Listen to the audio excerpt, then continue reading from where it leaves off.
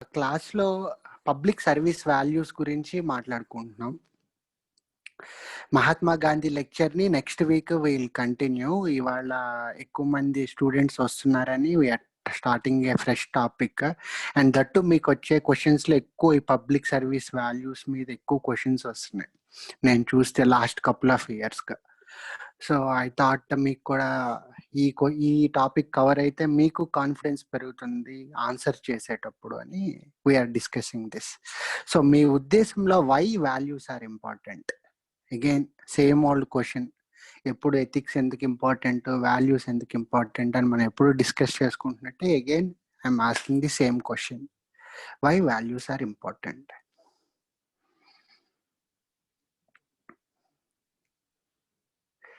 ప్రతిసారి అడిగినప్పుడు మీరు మొహమాట పడుతున్నారు ఆన్సర్ చేయడానికి. ఫస్ట్ టైం అంటే okay, second time okay. Every క్లాస్‌లోనే అడగమంటారా? లేకపోతే వై వాల్యూస్ ఆర్ ఇంపార్టెంట్ అని?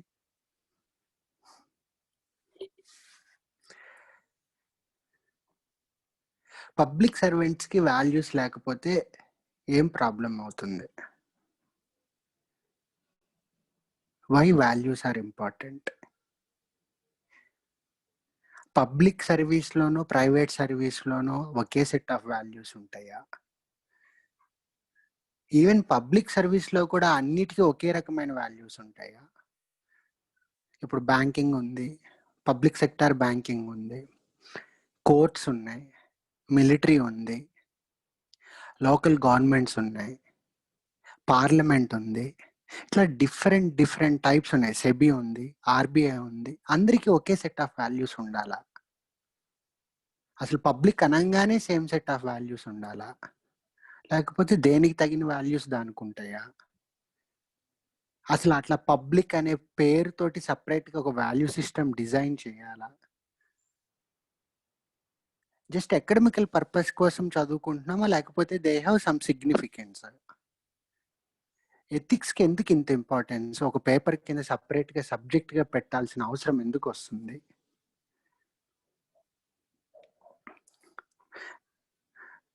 So again same question.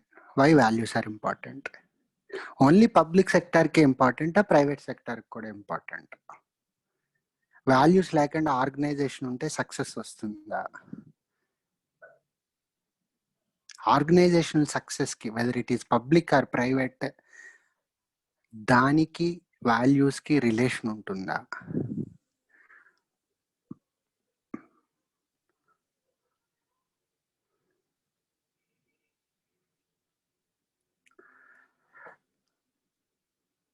మీరేమో ఇంటరాక్టివ్‌గా ఉండాలి క్లాసెస్ అని చెప్తారు. క్లాస్‌లోనేమో ఎవరు ఇంటరాక్ట్ అవ్వరు.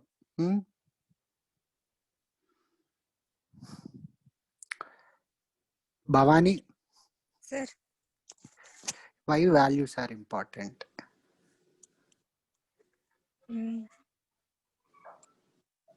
వాల్యూస్ లేకపోతే అది సక్సెస్ అవ్వదు సార్. ఏదైనా పబ్లిక్ దైనా ప్రైవేట్ దైనా ఇంకా ఎందుకు? పీపుల్ కి అది ఎఫెక్ట్ చేస్తుంది సార్. ఎందుకు వాల్యూస్ కావాలి?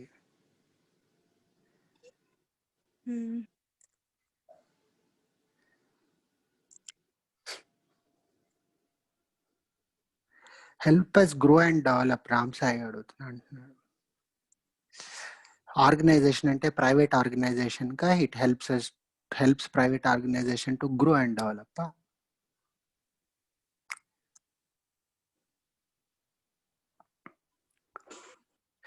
సి వాల్యూస్ అనేవి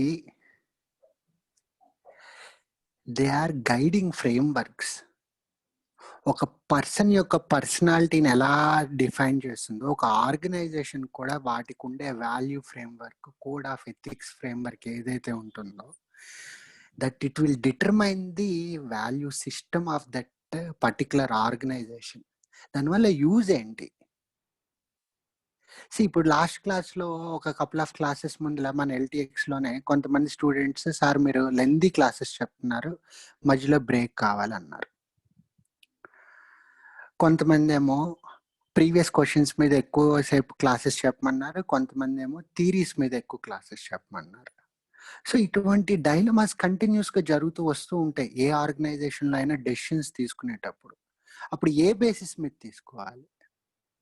టీచర్‌గా నా కన్వీనియన్స్ బేసిస్ మీద తీసుకోవాలా? లేకపోతే స్టూడెంట్స్‌గా మీ కన్వీనియన్స్ బేసిస్ మీద తీసుకోవాలా? ఓకే. స్టూడెంట్స్ కన్వీనియన్స్ బేసిస్ మీద తీసుకుందాం అనుకుంటే, స్టూడెంట్స్‌లో ఎంతమంది స్టూడెంట్స్ ఒక స్టూడెంట్‌కి అబ్జెక్షన్ ఉన్నా తీసుకోవాలా? లేకపోతే అందరు స్టూడెంట్స్‌లో మెజారిటీకి అబ్జెక్షన్ ఉంటే తీసుకోవాలా? ఓకే. మెజారిటీ స్టూడెంట్స్‌కి అబ్జెక్షన్ లేకుండా తీసుకుందాం అనుకుంటే, మరి ఎవరికైతే ఇబ్బంది పడుతున్నారో వాళ్ళ ఆ స్టూడెంట్స్ యొక్క ఒపీనియన్‌ని కంప్లీట్‌గా నెగ్లెక్ట్ చేయాలా? లేకపోతే కొంతవరకు ఇంపార్టెన్స్ ఇవ్వాలా? స్టూడెంట్స్‌కి కంప్లీట్ పర్స్పెక్టివ్ ఉండదు కాబట్టి టీచర్ తన యొక్క పర్స్పెక్టివ్‌ని గట్టిగా స్ట్రాంగ్‌గా చెప్పగలగాల. స్టూడెంట్స్ టైమ్ పీరియడ్‌ని సిలబస్ యొక్క కవరేజ్ చేయగలుగుతారా లేదా వితిన్ దిస్ పీరియడ్ అనే అసెస్మెంట్ చాలా విషయాలు తెలియకపోవచ్చు. సో, టీచర్‌కి కొద్దిగా ఎక్కువ ఐడియా ఉంటుంది స్టూడెంట్ కంటే. సో, అటువంటి టైంలో టీచర్ యొక్క ఒపీనియన్‌ని ఎక్కువ ఎంఫసైజ్ చేయాలా. ఇటువంటి ఇష్యూస్‌లో I have my own views, you have your own views. ఆర్గనైజేషన్‌లో ప్రతి ఒక్కళ్ళకి వాళ్ళ వ్యూస్ ఉన్నాయి. ఒక ethical framework, code of ethics ఒక ఆర్గనైజేషన్‌కి లేనప్పుడు ఏ డైరెక్షన్‌లో మూవ్ అవ్వాలో ఆర్గనైజేషన్‌కి అర్థం కాదు. Each person will try to drag the organization in their own way.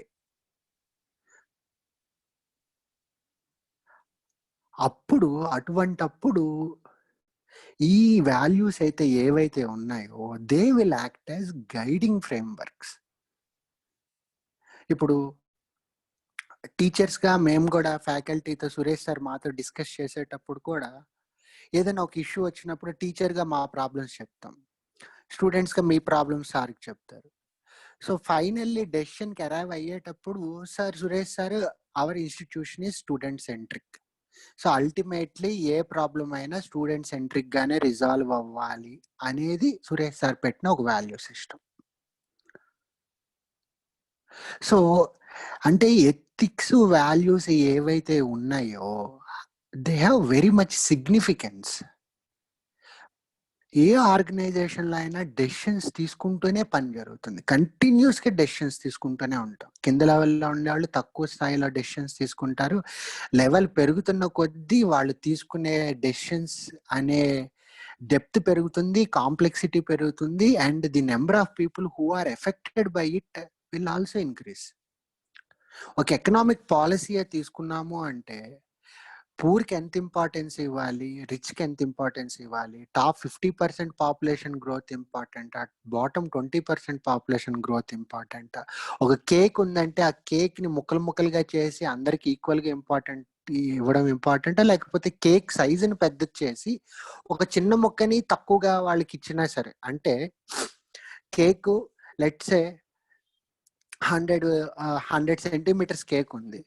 So, దాన్ని ఒక్కొక్కళ్ళకి ఒక్కొక్క సెంటీమీటర్ కింద ఇవ్వడం ఇంపార్టెంటా? లేకపోతే 100 సెంటీమీటర్స్ కేక్‌ని ఎవరైతే బాగా యాంబిషియస్‌గా ఉంటారో, ఎవరైతే బాగా హార్డ్ వర్కింగ్‌గా ఉంటారో వాళ్ళకి ఆపర్చునిటీస్ ఇచ్చి దాన్ని 1000 సెంటీమీటర్స్ కింద కేక్ కింద చేసి ఒక 2 సెంటీమీటర్స్, 3 సెంటీమీటర్స్ చొప్పున పూర్ పీపుల్‌కి ఇవ్వడం ఇంపార్టెంట్.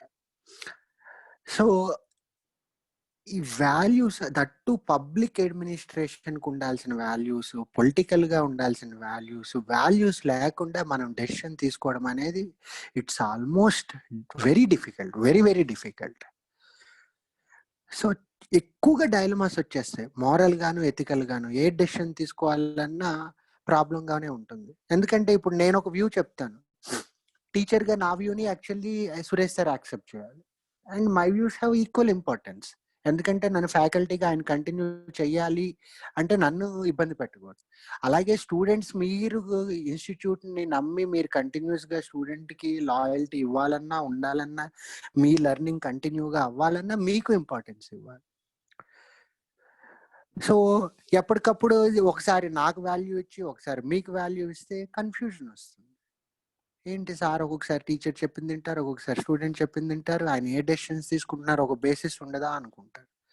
సో, కాబట్టి code of conduct, code of ethics ఇవన్నీ ఇంపార్టెంట్ అన్నమాట. So, will get into it more deeper. దాంట్లోను పబ్లిక్ సర్వీస్‌లో వాల్యూస్ ఏ విధమైన అవుట్‌పుట్‌ని జనరేట్ చేయాలి? పబ్లిక్ ట్రస్ట్ అనేది ఎందుకు ఇంపార్టెంట్? పబ్లిక్ కాన్ఫిడెన్స్ అనేది ఎందుకు ఇంపార్టెంట్? వాల్యూస్లో కూడా చాలా రకాల వాల్యూస్ ఉంటాయి. ఇంపార్షియాలిటీ ఉంది, న్యూట్రాలిటీ ఉంది, ఎఫిషియన్సీ ఉంది, ఎఫెక్టివ్నెస్ ఉంది, అకౌంటబిలిటీ ఉంది, ట్రాన్స్పరెన్సీ ఉంది. Everything has its own importance.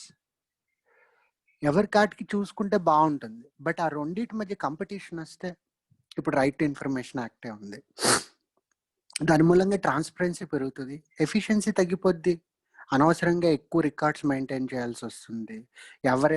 ఏ చెత్త క్వశ్చన్ అడిగినా సరే వాటిని అన్నిటిని ప్రింట్అవుట్లు చేసి ఈవెన్ 10 రూపాయలకి వాళ్ళు పోస్ట్ కార్డ్ వేసినా సరే దానికి ఎంతో ఇన్ఫర్మేషన్ గ్యాదర్ చేసి ఆ గ్యాదర్ చేసిన ఇన్ఫర్మేషన్ అంతా టైప్ చేసి నీట్గా రిప్లై ఇవ్వాలి. దానికి బ్యాంక్లో ఎంత హ్యూమన్ రిసోర్స్ టైము స్పెండ్ చేయాల్సి వస్తుంది. మళ్ళీ అది సరిగ్గా గ్రీవెన్సెస్ లేకపోతే ఆంబుడ్స్‌మ్యాన్‌లో ఎంత టైం స్పెండ్ చేయాల్సి వస్తుంది. ఎఫిషియన్సీ ఎంత దెబ్బతింటుంది. సో ఏ వాల్యూ ఇంపార్టెంట్?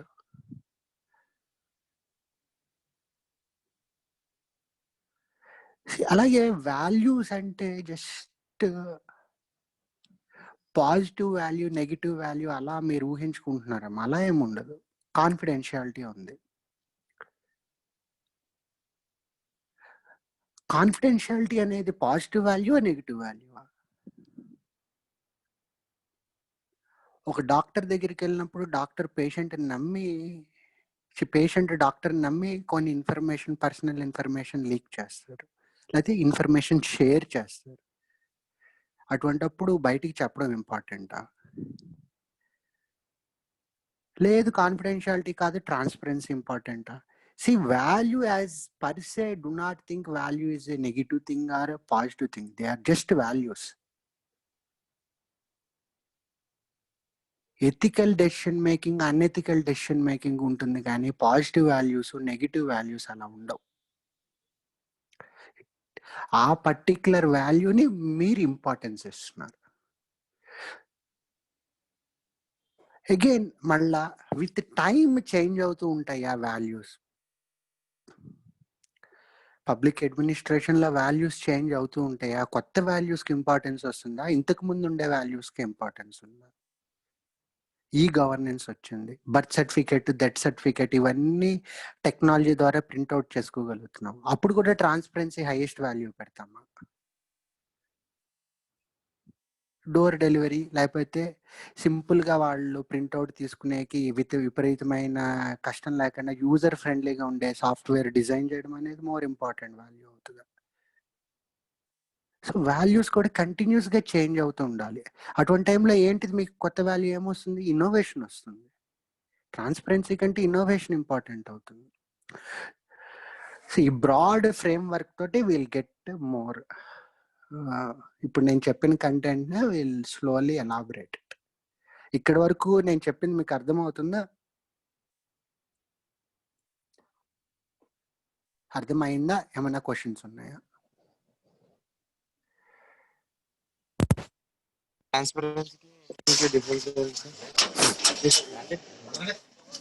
ట్రాన్స్పరెన్సీ అంటే పారదర్శకత, అంటే ఉన్నది ఉన్నట్టుగా డెసిషన్ని చెప్పడం. నేను ఏ కారణం వల్ల డెసిషన్ తీసుకున్నాను, నా డెసిషన్ ఇది అని చెప్పడం. ఇప్పుడు ఉదాహరణకి సుప్రీంకోర్టు జడ్జెస్ని అపాయింట్మెంట్ చేస్తున్నారు. ఏ బేసిస్ మీద జడ్జి ఆ పర్టికులర్ జడ్జిని సెలెక్ట్ చేశారు అంటే మనకి ఇన్ఫర్మేషన్ ఉండదు. ఏ బేసిస్ మీద 5 జడ్జెస్లో ఎంతమంది జడ్జెస్ సపోర్ట్ చేయడం వల్ల ఆ పర్టికులర్ జడ్జిని సుప్రీంకోర్టుకి హైలైట్ చేశారు అంటే ఇన్ఫర్మేషన్ ఉండదు. ఒక పర్టికులర్ హైకోర్టు జడ్జిని ఇంకో పర్టికులర్ హైకోర్టుకి ట్రాన్స్ఫర్ చేశారు, దేని కారణం వల్ల ట్రాన్స్ఫర్ చేశారు అంటే మన దగ్గర ఇన్ఫర్మేషన్ ఉండదు. అంటే ట్రాన్స్పరెన్సీ లేకపోవడానికి అదొక ఎగ్జాంపుల్. కాన్ఫిడెన్షియాలిటీ అంటే ఆధార్ కార్డ్ డేటా, నా యొక్క బయోమెట్రిక్ డేటా అనేది ఏదైతే ఉందో ఆ డేటాని కాన్ఫిడెన్షియల్గా గవర్నమెంట్ ఉంచుతుంది అనే నమ్మకంతోనే నేను ఇస్తున్నాను. ఆ డేటాని మిస్యూటిలైజ్ చేయదు అనే నమ్మకంతో నేను ఇస్తున్నాను. కాన్ఫిడెన్షియాలిటీ అంటే ఆ ఇంట్రాక్షన్ అనేది కేవలం నాకు ఆ ఆధార్ డేటా బేస్కి మాత్రమే రిలేషన్ ఉండాలి, ఇంకా ఏ ప్రైవేట్ ఆర్గనైజేషన్కి ఉండకూడదు. లేకపోతే ఓ పోలీస్ ఆర్గనైజేషన్ నన్ను విచ్ హంట్ చేయడానికి, ఓకే పలానా శ్యామ్ అనే అబ్బాయి ఉన్నాడు, వాళ్ళ ఇంట్లో ఫ్యామిలీ మెంబర్స్ అందరినీ మనం ట్రేస్ చేయడానికి ఆధార్ కార్డ్ డేటా తీయండి అని చెప్పి మా ఫాదర్ పేరు వల్ల వాళ్ళ ఫాదర్ పేరు, దాని ద్వారా వాళ్ళ రేషన్ కార్డ్ ఐడెంటిఫై చేసి వాళ్ళ పిల్లల పేర్లు, ఇట్లా కంప్లీట్ గా మొత్తం నా డేటానంతా వాళ్ళు ఐడెంటిఫై చేయగలుగుతున్నారంటే నాకు ప్రాబ్లం అవుతుంది, నాకు నచ్చదు అది. సో అది కాన్ఫిడెన్షియాలిటీ లేకపోవడం. రెండు ఇంపార్టెంట్, కాంటెక్స్ట్ బట్టి మారిపోతుంది. సో ఒక చోట ఒక వాల్యూ ఇంపార్టెంట్ అయింది, ఇంకో చోట ఇంకో వాల్యూ ఇంపార్టెంట్. ఇటువంటి కాంటెక్స్ట్ లో అసలు పబ్లిక్ సర్వీస్ అనే దానికి సపరేట్ గా వాల్యూస్ పెట్టుకోవడం అనేది ఇంపార్టెంటా కాదా అనేది క్వశ్చన్ అవుతుంది. ఇట్లా ఈచ్ దానికి సపరేట్ వాల్యూస్ ఉండేటప్పుడు అసలు హోల్ పబ్లిక్ సర్వీస్ కి ఒక వాల్యూ సిస్టమ్ ఉండాలి అని ఆలోచించడం కరెక్టా అసలు అది కాదా అనేది ఒక క్వశ్చన్.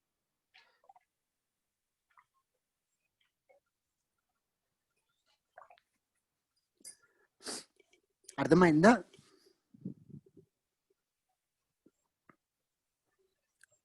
సార్ వాల్యూస్ కి లిటరల్ మీనింగ్ ఏంటి సార్? విలువలు కాదు సార్, ఆహా. అంటే ఇప్పుడు ఎగ్జామ్ లో ఇచ్చినా గానీ అసలు ఏం రాయాలి అని అది నేను డిస్కస్ చేసినప్పుడు మీకు కనపడుతుంది. మీకు నేను చెప్తున్న ఉద్దేశం అర్థం చేసుకోండి, లోపల కంటెంట్ నేను టైప్ చేసింది మీరు ఇట్లాంటి క్వశ్చన్లు అడుగుతున్నారనే ఉద్దేశంతో. ఓకే,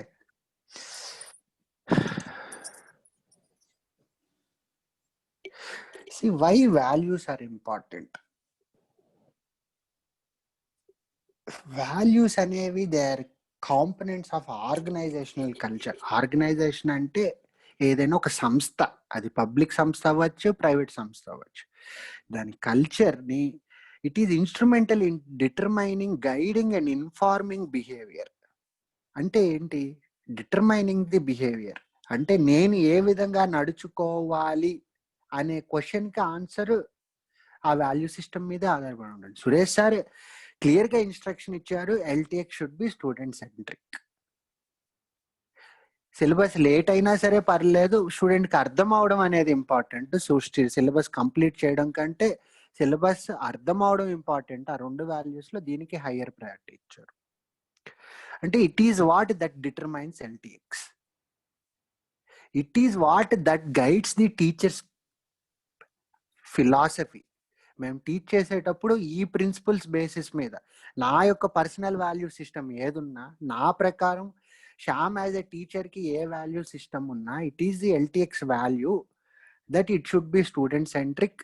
స్టూడెంట్కి అర్థం అవడం అనేది it is more important than completing the syllabus అనే ప్రిన్సిపల్ ఏదైతే చెప్పారో that is the guiding framework for me. And it will be, and that is what informs you. మీరు ఇక్కడికి వచ్చేటప్పుడు కూడా ఓకే ఎల్టీఎక్స్ లో ఈ విధమైన బిహేవియర్ ఉంటుంది వాళ్ళ ఆర్గనైజేషన్ కి అనే బేసిస్ మీద ఇక్కడ జాయిన్ అవుతారు. ఎంప్లాయీస్ గా మమ్మల్ని గైడ్ చేసే బిహేవియర్ అది ఈ ఆర్గనైజేషన్ యొక్క ఫీచర్స్ ని డిటర్మైన్ చేసేది ఈ యొక్క వాల్యూ సిస్టమ్, అలాగే ఇన్ఫార్మ్ చేసేది. సో మీకు ఇది ఎగ్జాంపుల్ కింద ఇచ్చాను అనమాట. ఒక పబ్లిక్ సర్వీస్ ని డిఫైన్ చేయాలంటే ఎటువంటి వాల్యూ సిస్టమ్ ఉండాలి? ట్రాన్స్పరెంట్ గా ఉండాలా? మీకు కోర్ట్స్ మీద నమ్మకం ఎప్పుడు పెరుగుతుంది? కాన్ఫిడెన్షియల్ గా ఉన్నాయి ఆ ఇన్ఫర్మేషన్ అనేది, జడ్జెస్ ని ఏ బేసిస్ మీద సెలెక్ట్ చేసుకున్నాము అనేది కాన్ఫిడెన్షియల్ గా ఉండడం అని ఇంపార్టెంట్ అని చెప్పినప్పుడు మీకు కాన్ఫిడెన్స్ పెరుగుతుందా, లేకపోతే ట్రాన్స్పరెంట్ గా ఉన్నప్పుడు కాన్ఫిడెన్స్ పెరుగుతుందా? ట్రాన్స్పరెన్సీ అంటే పారదర్శకత.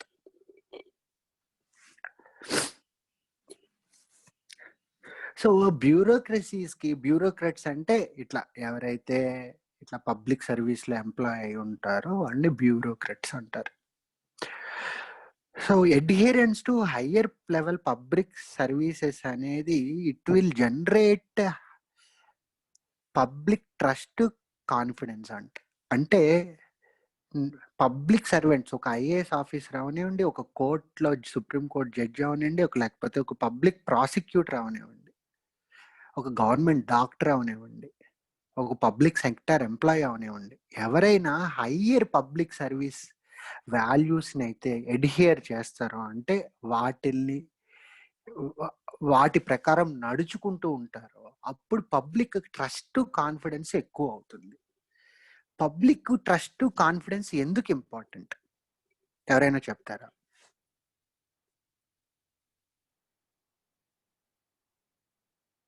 పబ్లిక్తో నాకు సంబంధం ఏముంది? పబ్లిక్ నన్ను నమ్మితే ఏంటి, నమ్మకపోతే ఏంటి? పబ్లిక్ని కన్విన్స్ చేయాల్సిన బాధ్యత నాది కాదు. వాళ్ళు నమ్మకం అనేది నా బాధ్యత కాదు. నేను నా పని నా రూల్స్ ప్రకారం చేసుకుని వెళ్ళిపోతున్నాను అని మీ కొలీగ్ అన్నాడు అంటే మీరు ఏం చెప్తారు?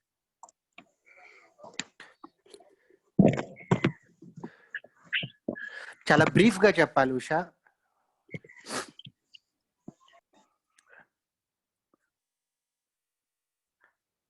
లేకపోతే ఎనీ అదర్ స్టూడెంట్.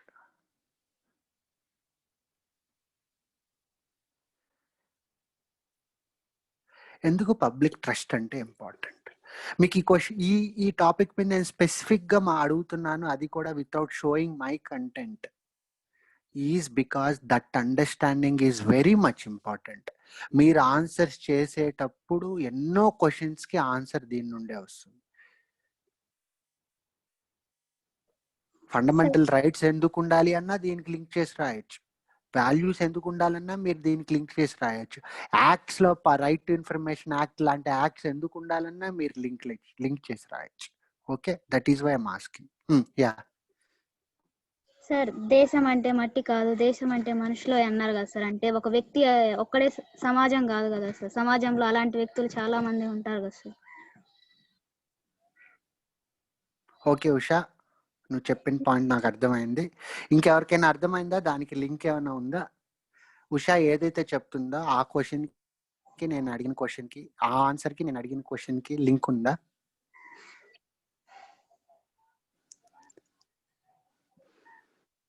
ప్రస్తుత సమాజం ఉన్నతిని సాధించాలన్నా, మనకి సుపరిపాలన నీట్గా రావాలన్నా, సమాజ నిర్మాణం జరగాలన్నా అది ఒక వ్యక్తి వల్ల జరగదు కాబట్టి. ఓకే, ఒక వ్యక్తి వల్ల జరగదు.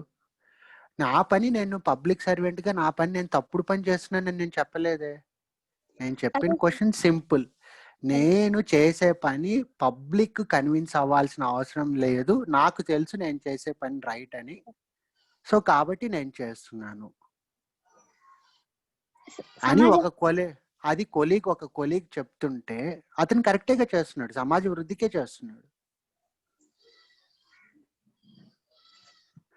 Anybody else?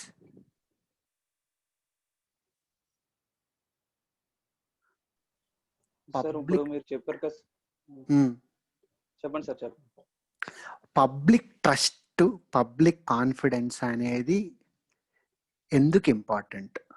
ప్రజల యొక్క నమ్మకం అనేది ఎందుకు ఇంపార్టెంట్? ప్రజా సంస్థల పైన, ప్రజాస్వామ్య సంస్థల పైన ప్రజలకి ఎందుకు నమ్మకం ఉండాలి? డెమోక్రటిక్ ఇన్స్టిట్యూషన్స్ పైన, డెమోక్రసీ పైన ఎందుకు పీపుల్ కి కాన్ఫిడెన్స్ ఉండాలి? పబ్లిక్ సర్వీస్ వాల్యూస్ లేకపోతే ప్రజలకు ఉండే కాన్ఫిడెన్స్ పోతుంది అనేది ఓపెన్, అందరికీ మీరు నేను దాన్ని చెప్పకుండానే యాక్సెప్ట్ చేసే స్టేట్మెంట్. బట్ ఎందుకు పోతే నష్టం జరుగుతుంది అనేది మీరు ఆలోచించి చెప్పాల్సిన క్వశ్చన్.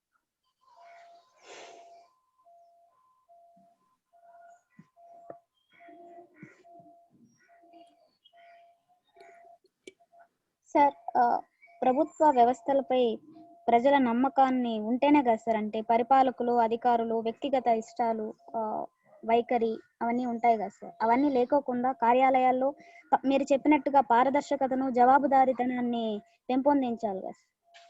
అంటే అందరికీ ఉషా ఎలా ఉండాలని నేను అడగల, ఎందుకు అలా ఉండాలని అడుగుతున్నా. ఓకే ఉషా, నీకు ఆన్సర్స్ లో చాలా పొయిటిక్ గా వస్తున్నాయి లాంగ్వేజ్ మీద ఉండే కమాండ్ వల్ల. బట్ దాని వెనకాల బేసిస్ స్ట్రాంగ్ గా లేకపోతే క్వశ్చన్ ని ట్విస్ట్ చేసి అడిగితే మీరు ఆన్సర్ చేయలేరు. ఉండాలి ఉండాలి ఉండాలి అంటే ఎందుకు ఉండాలో తెలియకుండా జస్ట్ ఉండాలి అంతే, అది ఉండాలి అంటే దానివల్ల మీకు డెప్త్ ఎక్కడుంది? మీకు రేపు క్వశ్చన్ ఏమైనా అడిగితే ఎలా ఆన్సర్ చేయగలుగుతారు? అదంతే, అలా ఉండాల్సిందే అని అనిపిస్తుంది మనసుకి. తల్లిదండ్రులు ప్రేమగా ఉండాలి పిల్లలతోటి, ఎందుకు ఉండాలి అంటే ప్రేమగా ఉండాలి అని ఆన్సర్ ఇస్తూ ఉంటే మనం దానివల్ల ఏమైనా డెప్త్ పెరుగుతుందా? భార్య భర్తల మధ్య ఒకరి మీద ఒకరికి నమ్మకం ఉండాలి, నమ్మకం లేకపోవద్దు అంటే నమ్మకం ఉండాలి అంతే, అప్పుడే కలిసి ఉంటారు. నమ్మకం లేకపోతే ఏం జరుగుతుంది, ఏ విధంగా జరుగుతుంది? ఎగ్జాంపుల్స్. నమ్మకం ఉంటే ఏ విధంగా ప్రాబ్లమ్ సాల్వ్ చేసుకుంటారు? ఎగ్జాంపుల్స్. సార్ యా, ఇప్పుడు మీరు ఏ స్టేట్మెంట్ అయితే ఇస్తున్నారో దాన్ని నేను క్వశ్చన్ చేసినప్పుడు విత్ ఎగ్జాంపుల్ ఏంటంటే చెప్పగలగాలి. ఓకేనా? సార్ ఇప్పుడు సార్ అర్థం ఎగ్జాంపుల్ ఫస్ట్ ఏం చెప్పాలనుకుంటున్నావు అది చెప్పలే. ఓకే, తర్వాత నేను అడుగుతాను ఎగ్జాంపుల్ అని, దానికి మాత్రమే నువ్వు ఎగ్జాంపుల్. ఓకే, పబ్లిక్ ట్రస్ట్ అనేది ఇంపార్టెంట్ సార్. దేనికి? ఎందుకంటే ఇప్పుడు ఏదైనా సీఎం ఎలక్టెడ్ అయిన తర్వాత ఆ తర్వాత 5 years పబ్లిక్ ట్రస్ట్ అతని మీద ట్రస్ట్ పెట్టే కదా సార్ అతను ఎలక్ట్ చేసుకుంటారు. ఓకే, ట్రస్ట్ ఇప్పుడు లేకపోతే ఎలక్షన్ సార్. ట్రస్ట్ లేకపోతే అతను ఎన్నుకోలేరు కదా సార్. ఎన్నుకున్నారు, ఇంక అయిపోయింది ఎన్నుకోవడం. ఒకవేళ తన అకౌంటబిలిటీగా రెస్పాన్సిబిలిటీగా లేకపోతే నెక్స్ట్ 5 years రాననే ఒక సో నెక్స్ట్ చేస్తారు కదా సార్. అవును, నెక్స్ట్ 5 years తను రాడు అనే ఉద్దేశం. ఆ విషయం తెలిసినప్పుడు అందరూ అలాగే ఉంటారు కదా, అలా ఉండట్లేదుగా. అంటే ఏంటి meaning? They don't believe trust. అంటే ట్రస్ట్ అవసరం లేదు అన్నట్టుగా బిహేవ్ చేస్తున్నట్టే కదా. Yes sir. నువ్వు చెప్పిన థియరీ ప్రకారం అందరికీ తెలిసిన విషయం కదా ట్రస్ట్ అనేది, నమ్మకం అని. మరి ఆ ప్రకారం ప్రాక్టికల్ గా జరగట్లేదు కదా. అలా జరుగుతుంటే మనం సపరేట్ గా అడగం కదా ఆ క్వశ్చన్ ని. Okay sir. ఎందుకు ఇంపార్టెంట్? ఉండకపోతే ఏం నష్టం జరుగుతుంది? సార్ ట్రస్ట్ అనేది లేకపోతే హలో సార్ ట్రస్ట్ అనేది లేకపోతే ఈ సమాజాన్ని నడిపించడం అనేది చాలా ప్రాబ్లం అవుతుంది సార్. Okay, good. ఎగ్జాంపుల్ అంటే సార్ ఇప్పుడు సుప్రీంకోర్టే ఉందనుకోండి సార్, మన రాజ్యాంగాన్ని కాపాడేటటువంటిది బాధ్యత సుప్రీంకోర్టుకి ఉంది సార్. ఓకే, ఆ గైడెన్స్ అనేది సుప్రీంకోర్టు సరిగ్గా ఇవ్వలేదు అనుకోండి సార్, అప్పుడు ప్రజలకి సుప్రీంకోర్టు మీద నమ్మకం అనేది పోతుంది సార్. ఓకే, నమ్మకం పోతే ఏమవుతుంది? అప్పుడు నమ్మకం పోతే ఆ రాజ్యాంగం అనేది అమలు అవటం అనేది సరిగ్గా లేనప్పుడు ప్రజలకు అనేది ఎలా ఉపయోగపడుతుంది సార్? నమ్మకం పోయినందువల్ల ఉపయోగపడలేదా, లేకపోతే వాళ్ళు సరిగ్గా పని చేయకపోవడం వల్ల ఉపయోగపడలేదా? అక్కడ సరిగ్గా వర్క్ జరగకపోతేనే కదా. క్వశ్చన్ నేను అది కాదు అడిగింది.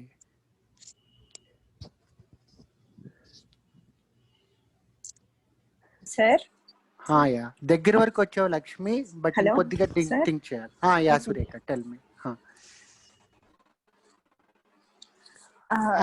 సార్ ఇప్పుడు నార్మల్ గా గవర్నమెంట్ ఏదైనా బాండ్ ఇష్యూ చేస్తుంది కదా సార్. ఓకే, ఇప్పుడు గవర్నమెంట్ మీద నమ్మకం అనేది లేకపోతే ప్రజలు అనే వాళ్ళు నమ్మకం లేకపోతే కొంచెం అప్పుడు వెల్ఫేర్ అనేది ముందుకి కొనచ్చు కదా సార్, మనీ లేకపోతే.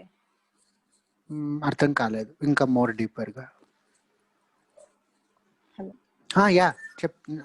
నాకు అర్థం కాలేదు. ఇప్పుడు గవర్నమెంట్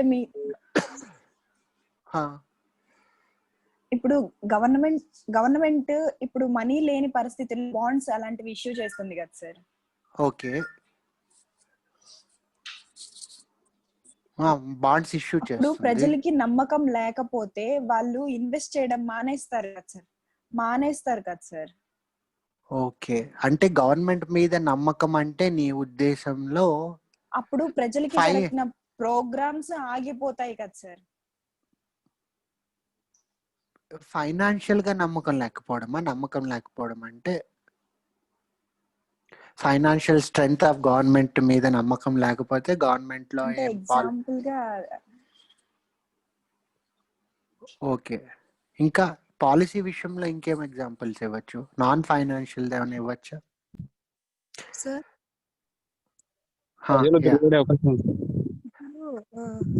ప్రజలకు నమ్మకం లేకపోతే వాళ్ళు ప్రొటెస్ట్లు కూడా చేస్తారు కదా సార్, అంటే నిరసన వ్యక్తం. ఒక్క నిమిషం అశోక్, భవానీ ఒకటి చెప్తుంది, తర్వాత I will call you. Okay, Bhavani. People కి అకౌంటబుల్ గా లేకపోతే వాళ్ళు అంటే వ్యతిరేకంగా అనిపిస్తే ప్రజలు నిరసన వ్యక్తపరుస్తారు కదా సార్, అంటే ప్రొటెస్ట్ చేస్తారు. ఎగ్జాంపుల్ ఇప్పుడు సిఏ సిటిజన్షిప్ అమెండ్మెంట్ ఇవి ఉన్నాయి కదా సార్. ఓకే.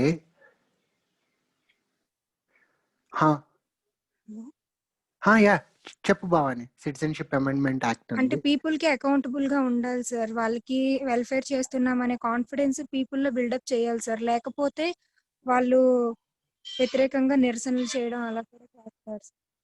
ఇంకా మోర్ స్పెసిఫిక్ గా అడుగుతాను, డెమోక్రసీ దెబ్బతింటుంది నమ్మకం పోతే ఎందుకు? ఎందుకంటే వాళ్ళకు విలువ ఇవ్వరని అనుకుంటారు సార్ మైనార్టీ గ్రూప్ అట్లాంటివి. ఓకే. ఎగ్జాంపుల్ కి సిరియానే తీసుకునవచ్చు. ఓకే. అలాంటి పరిస్థితి వస్తుంది సార్ విలువలుగా. డెమోక్రసీ దెబ్బతింటే ఏమవుతుంది?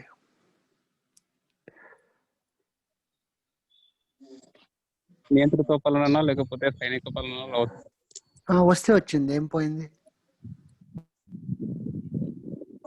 రైట్స్ అని లేకపోతే కదా సార్. ఇంకా ఏంటి డెవలప్మెంట్ అనేది సొసైటీ డెవలప్మెంట్ అనేది జరుగుతుంది సార్. ఎలా ఎందుకు చెప్తున్నా? వియట్నాంలో అటువంటి ప్రభుత్వమే ఉంది, చైనాలో అటువంటి ప్రభుత్వమే ఉంది. సిరియాలో వేరే ఉంది సార్ పరిస్థితి. సిరియా లాంటి పరిస్థితి రావచ్చు అంటున్నా. సిరియా లాంటి పరిస్థితి వస్తుందని ఎలా చెప్తున్నావు? ఎలా అంటే మైనార్టీ ప్రజలు ఒకవేళ తమకు విలువ ఇస్తలేరు తమ అనుకుంటే ఒక గ్రూప్ గా ఏర్పడి తిరుగుబడి అవకాశం ఉంది sir. Very good, 1 point. Next అంటే సార్ మనకి పబ్లిక్ కాన్ఫిడెన్స్ లేనప్పుడు ఫ్రైటర్నిటీ దెబ్బతిని మీరు వాడేటప్పుడు కాన్స్టిట్యూషన్ జార్గన్ వాడడం అలవాటు చేసుకోండి, ప్రియాంబుల్ని వాడడం అలవాటు చేసుకోండి. ఫ్రైటర్నిటీ దెబ్బతింటుంది, బ్రదర్లీ నేచర్, బ్రదర్హుడ్ దెబ్బతింటుంది. అటువంటప్పుడు గ్రూపిజం ఉన్నప్పుడు ఒక గ్రూప్ ఇంకో గ్రూప్ మీద వార్కి వెళ్తున్నట్టు, ఫైట్కి వెళ్తున్నట్టుగా ఒక భావన కలుగుతుంది. ఎప్పుడు పబ్లిక్ సర్వెంట్స్ ఇంపార్షియల్ గా ఉండకుండా ఒక గ్రూప్ కి ఫేవర్ చేస్తున్నారు అని అనిపించినప్పుడు, దాని ద్వారా వచ్చే అన్రెస్ట్ వల్ల డెవలప్మెంట్ ఆగిపోతుంది. ఎందుకు డెవలప్మెంట్ ఆగిపోతుంది? అన్రెస్ట్ వస్తే స్ట్రైక్స్ పెరుగుతాయి. స్ట్రైక్స్ పెరిగినప్పుడు షాపులు క్లోజ్ చేయాల్సి వస్తుంది. ఏం పెరుగుతుంది అశోక్? అంతర్యుద్ధం. ఇంటర్నల్ సివిల్ వార్ వస్తుంది. ఓకే, దాని మూలంగా సివిల్ వార్ రావడం వల్ల ఏమవుతుంది? ఒక గ్రూప్ కి ఇంకో గ్రూప్ మీద నమ్మకం లేకపోతే దాని వల్ల ఏమవుతుంది? బిజినెస్ దెబ్బతింటుంది. బిజినెస్ ఎందుకు దెబ్బతింటుంది? ఓకే, మనకి నెక్స్ట్ 365 days లో ఎన్ని రోజులు గొడవల వల్ల, బంధుల వల్ల స్టాప్ అయిపోతుంది, ఎన్ని ప్రొడక్షన్ ఆపేయాల్సి వస్తుందో, ఎన్ని రోజులు మన బస్సులు, మన ప్రాపర్టీని జనాలు కోపంతో తగలబెట్టేస్తారు.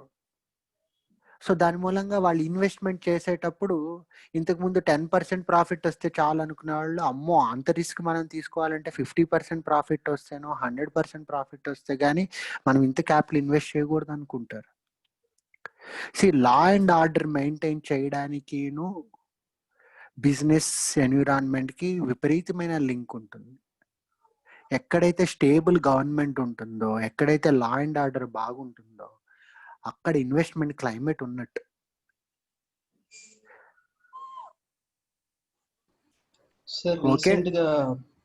అశోక్ చెప్పిన పాయింట్ ఒక point.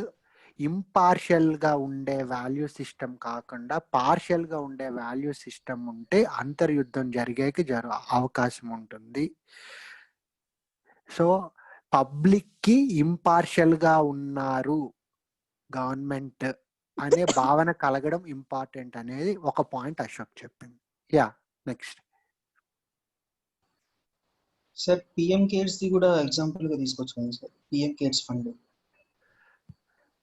Very good point. Actually PM cares I my self felt నా శాలరీ బ్యాంక్ తో పాటు నేను కట్ చేసే దానికంటే ఐ కాంట్రిబ్యూటెడ్ సంథింగ్ మోర్. ఇవ్వాలా వద్దా అని ఆలోచిస్తూ, లేదు ఇటువంటి కండిషన్ కూడా ఇవ్వకపోతే ఎలా అని ఇచ్చాను. The moment I read that news that it is not coming under right to information act, CAG audit, నేను చాలా ఫీల్ అయ్యాను. And it is not going to end with this covid issue.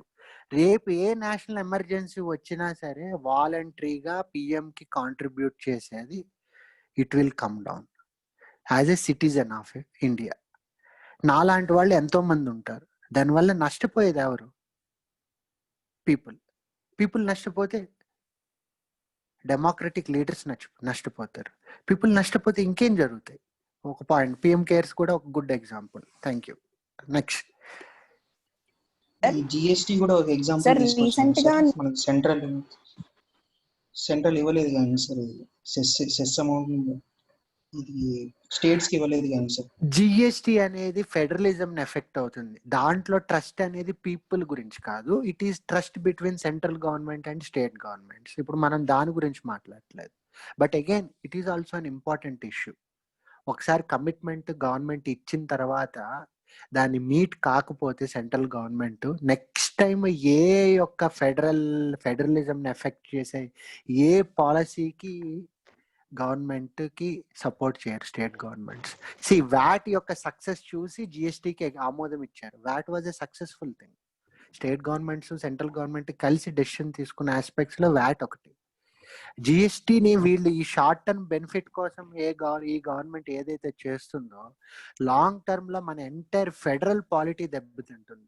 So common interest ప్రకారం GST లాంటి పాలసీలు మంచివని తెలిసిన state governments కి central government మీద confidence లేకపోతే వాళ్ళు పార్టిసిపేట్ చేయరు. సార్ ఇప్పుడు ఏపీలో కూడా అదే సిచ్యువేషన్ జరుగుతుంది సార్. ఇప్పుడు అమరావతిలో గవర్నమెంట్ నమ్మి ల్యాండ్ ఇచ్చారు. సో ఇప్పుడు విశాఖపట్నం షిఫ్ట్ చేస్తే అక్కడున్న పీపుల్ కూడా ల్యాండ్ ఇవ్వకపోవడానికి కొంచెం వెనకాడతారు. ఎందుకంటే నెక్స్ట్ ఏదైనా గవర్నమెంట్ వచ్చినా కూడా మళ్ళీ క్యాపిటల్ మారుస్తారేమో అనే భయంతో ఉంటారు.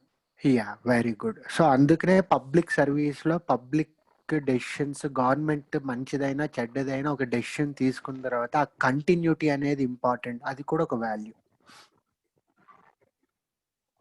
పాత గవర్నమెంట్ యా సార్ రీసెంట్ గా నిన్న అది సార్ హర్తల్ కేస్ లో కూడా అందరేమో ఇది రేప్ అంటున్నారు, మరి పోలీస్ వాళ్ళేమో రేప్ కాదు మీద మొత్తం ఇది అయింది ఏం కాదు అని చెప్పి పోలీస్ నమ్మకం లేకుండా చేయన్నారు కదా సార్.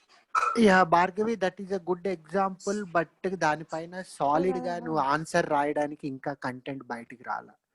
కోర్టు జడ్జిమెంట్ ఇవ్వాలి, లేకపోతే ప్రాపర్ గా సిఏజీ జడ్జిమెంట్ ఇవ్వాలి, లేకపోతే ఒక ఫారెన్సిక్ రిపోర్ట్ అనేది ఓపెన్ గా బయటికి రావాలి.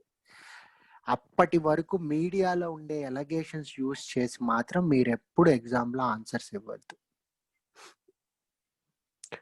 Okay, that may be an example for understanding purpose. But exam లో ఆన్సర్స్ రాసేటప్పుడు మాత్రం కాంక్రీట్ ఎవిడెన్స్ ఉన్నవి మాత్రమే మీరు ఇవ్వాలి. PM cares is not coming under RTI. It is a given thing. మీరు సెర్చ్ చేస్తే దాని గురించి ఇన్ఫర్మేషన్ వస్తుంది, గవర్నమెంట్ గ్యాడ్జెట్స్ లోనే ఉంటుంది, లేకపోతే గవర్నమెంట్ నోటిఫికేషన్స్ లో ఉంటుంది. It is not coming under RTI అని. సో ఇటువంటి కేసెస్ అనేవి emotional issues until total information and facts come out. మీరు రాసేటప్పుడు ఆ విధంగానే రాయండి. పోండి ఏ విధంగా అయితే మీడియాలో న్యూస్ వస్తుందో ఆ విధమైన న్యూస్ అనేది it is not creating confidence on the public institutions. 230కి చేశారు, ఎన్ని మీడియా కథనాలే. మీడియా కథనాల కింద చదువుతూ మీరు కన్క్లూజివ్ ఒపీనియన్స్ ఎప్పుడు ఫ్రేమ్ చేసుకోవద్దు. అది చాలా డేంజరస్ హ్యాబిట్. ఎందుకంటే మీడియాలో వచ్చే న్యూస్ అనేది, ఇప్పుడు రియా చక్రవర్తి, సుశాంత్ సింగ్ కూడా ఒక హైలైటెడ్ కేసు. మొన్నటి వరకు ఒక మర్డర్ కింద మీడియా చిత్రీకరించింది, అండ్ డ్రగ్స్ కోసం అలా ఈ అమ్మాయి ప్రోబ్ చేసింది అన్నట్టుగా వచ్చిన టోన్ అనేది నిన్న మొన్న ఎయిమ్స్ అఫీషియల్ గా ఇచ్చిన స్టేట్మెంట్ ద్వారా it is a complete suicide అని చెప్పి ఒక న్యూస్ వచ్చింది. 15 crores వచ్చినాయి అని, దానిలో అవి ఏవో వచ్చినాయి, ఏవో న్యూస్ వచ్చినాయి. సో మీడియా కథనాలు బట్టి వెళ్ళద్దు. Media trials are very dangerous things. Yeah Bhavani sir, sir ఇప్పుడు ప్రజలు ప్రభుత్వాన్ని ట్రస్ట్ చేయకపోతే మన ప్రియాంబుల్లో ఉన్న సోవర్టీ అనేది దెబ్బతింటుంది కదా సార్. సోవర్నిటీ ఎందుకు దెబ్బతింటుంది? అంటే ఇప్పుడు ప్రజలు సార్వభౌమాధికారం మొత్తం ప్రజలుగా ఉంది. ఓకే. మరి ఇప్పుడు ప్రజలకే కదా ఫైనల్ డిసిషన్ ఇవ్వాలి. ఇప్పుడు ప్రజలు నమ్మకుండా మోసం చేస్తే సో యాక్చువల్లీ నువ్వు చెప్పిన పాయింట్ కరెక్టే, కానీ నీకు ప్రాపర్గా చైన్ ఆఫ్ థాట్ ని లింక్ చేయడం రావట్లా. ఏమవుతుంది, ప్రజలకి నమ్మకం పోతే ప్రజలు ఓట్ వేయడానికి, ఇన్ఫాక్ట్ ఓటర్ గా రిజిస్టర్ చేసుకోవడానికి కూడా ఇబ్బంది, ఇష్టం చూపే వ్యతిరేక భావం బాగా ఎక్కువ వస్తుంది సార్ ప్రభుత్వం మీద. వ్యతిరేక భావం వచ్చినప్పుడు ఏమవుతుంది, దాంట్లో పార్టిసిపేట్ చేయడం మానేస్తారు. డెమోక్రసీలో పార్టిసిపేషన్ కూడా ఒక one of the people participation అనేది కూడా one of the values of public administration. People డెమోక్రసీలో పార్టిసిపేట్ చేసేటటువంటి క్లైమేట్ ని మనం క్రియేట్ చేయగలగాలి. పార్టిసిపేట్ చెయ్యట్లేదు అంటే మీనింగ్ ఏంటి? ఏం చేస్తారు పార్టిసిపేట్ చేయకపోతే? ఓటర్గా రిజిస్టర్ అవ్వరు. ఓటర్గా రిజిస్టర్ కానప్పుడు ఏమవుతుంది, ఓటింగ్ చేయరు. ఓటింగ్ చేయనప్పుడు ఏమవుతుంది, మెజారిటీ పీపుల్ ఒపీనియన్ అనేది ప్రకారము ఎలక్ట్ అవర్ లీడర్స్. ఇప్పుడు 30 to 40% లేకపోతే 60% ఓటింగ్తో గెలిచిన లీడర్స్, 80% ఓటింగ్తో గెలిచిన లీడర్స్, 100% ఓటింగ్తో గెలిచిన లీడర్స్ యొక్క బిహేవియర్ ఖచ్చితంగా డిఫరెంట్గా ఉంటుంది. ఎందుకంటే తక్కువ మంది, ఇప్పుడు ఒక పర్టికులర్ కమ్యూనిటీ ఎవరైతే బెనిఫిట్ పొందుతున్నారో వాళ్ళు ఒక్కళ్ళు ఓటేస్తే సరిపోతుంది అనే సిచ్యువేషన్ వచ్చింది అంటే ఎప్పుడు వాళ్ళు లీడర్స్ అవుతారు. మిగతా వాళ్ళు ఎవరు ఓటేసినా వేయకపోయినా సరే it doesn't affect their thing. So అలా తగ్గిపోతూ వస్తే ఏమవుతుంది, పీపుల్ యొక్క పార్టిసిపేషన్ తగ్గిపోతుంది. Not just voting, right to information act use చేసే విధానం ఆగిపోయింది. పీపుల్ నుండి అకౌంటబిలిటీ ఏ విధంగా డిమాండ్ చేస్తాము? ఇంకా గూండాయిజం పెరుగుతుంది. ఎందుకు? పోలీసులు నమ్మకపోతే ఏమవుతుంది? Same thing happened in my personal life. Tenants ని వెకేట్ చేయించలేకపోతున్నాము, అప్పుడు కోర్టుకి వెళ్ళాలి. కోర్టుకి వెళ్తే 2 to 3 years పడుతుంది కేసుని రిజాల్వ్ చేయడానికి. 2 to 3 years రెంట్ లేకుండా మా ఫ్యామిలీ ఉండాలా? పోలీసులకి యాజ్ పర్ టెనెన్సీ యాక్ట్ పోలీసులకి ఇన్ఫార్మ్ చేసి ఫోర్స్ఫుల్గా వెకేట్ చేయించడానికి లేదు. అప్పుడు అటువంటి టైంలో ఏమవుతుంది, మా అమ్మకి ఎవరో తెలిస్తే వాళ్ళు సెటిల్మెంట్లు చేస్తారంటే మాకు హెల్ప్ చేయండి అని అడిగింది. If the confidence on judiciary and police system is not there, then automatically these goondas will come up. Okay, మన వైపు జస్టిస్ ఉంది, మనం చేసేది కరెక్టే, మనకి ఇమీడియట్ గా వర్క్ జరగాలి, so what shall we do? Caste system ఎందుకు డెవలప్ అవుతుంది, ఎందుకు అంత స్ట్రాంగ్ అవుతుంది? అమ్మో, పోలీసులు జ్యుడిషియరీ మనకి వైపు జడ్జిమెంట్ ఇస్తారో లేదో తెలియదు, మనోడు ఎవరొకళ్ళు పవర్లో ఉండాలి, మన కులం వాడు ఉంటే వాడు అన్కండిషనల్. తల్లిదండ్రుల ప్రేమ అనేది పిల్లలకి ఏ విధంగా ఉంటుందో, వాళ్ళ యొక్క లోపాలతో సంబంధం లేకుండా, వాళ్ళ యొక్క వ్యక్తిత్వంతో సంబంధం లేకుండా అన్కండిషనల్ గా ఎలా ఉంటుందో, కాస్ట్ సిస్టమ్ లో కూడా అదే విధమైన అన్కండిషనల్ థింగ్ ఉంటుంది. నేను జస్ట్ ఆ పర్టికులర్ కమ్యూనిటీకి, ఆ పర్టికులర్ కాస్ట్ కి సంబంధించిన వాడిని అయితే చాలు, నాకు ఆ బెనిఫిట్ వస్తుంది. ఇంకా ఎక్స్ట్రాగా నేను ఏదో ప్రూవ్ చేయాల్సిన అవసరం లేదు. ఒక స్టేట్ గవర్నమెంట్ అనేది తన డ్యూటీ తను సరిగ్గా చేయకపోవడం వల్ల ఇవన్నీ రైజ్ అవుతాయి.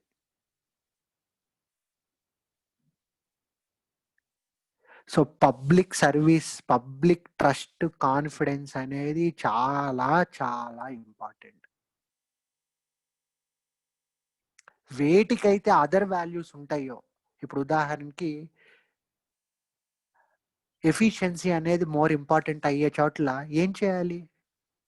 ఆ ఎఫిషియన్సీని తీసుకురావడానికి కావాల్సినట్టుగా గవర్నమెంట్ తన చేతుల్ని అనవసరంగా దాంట్లో చేతులు పెట్టకూడదు. ఇప్పుడు మనకి ఇండిపెండెన్స్ వచ్చిన కొత్తలో సోషలిజం ప్రిన్సిపల్ మీద ఆగి పొలాల దగ్గర నుండి అన్ని తయారు చేసేవాళ్ళు గవర్నమెంట్. అవసరమా అవన్నీ? వాటికి ఎక్కువ ఇంపార్టెంట్ అక్కడ అటువంటి ప్రొడక్షన్లో, ప్రొడ్యూస్ చేసే గూడ్స్ లో ఎఫిషియన్సీ అనేది మోర్ ఇంపార్టెంట్. రిసోర్స్ ఎలకేషన్ అనేది మోర్ ఇంపార్టెంట్. ఇప్పుడు ఒకడు ఒక పాట్ తయారు చేస్తున్నాడు, ఒకడు 1 కేజీ మట్టితోటి నీట్గా చేస్తాడు, ఇంకోటి 10 కేజీల మట్టి తీసుకుని చేస్తాడు. సో 1 కేజీ మట్టి చేసే వాడి యొక్క టెక్నాలజీకి ఎక్కువ రిసోర్సెస్ ఎలకేట్ అవ్వాలి అంటే అది మార్కెట్ డిటర్మైండ్ అయినప్పుడు అవుతుంది. సో అప్పుడు ఏం చేయాలి, గవర్నమెంట్ మట్టి కొండలు తయారు చేయడాన్ని నుండి పక్కకు వచ్చేయాలి. మార్కెట్ అనేది it is also a invisible hand of governance. Resources అనేవి ఎఫిషియెంట్ గా ఎలకేట్ అవ్వాలి అంటే మార్కెట్ చూసుకుంటుంది.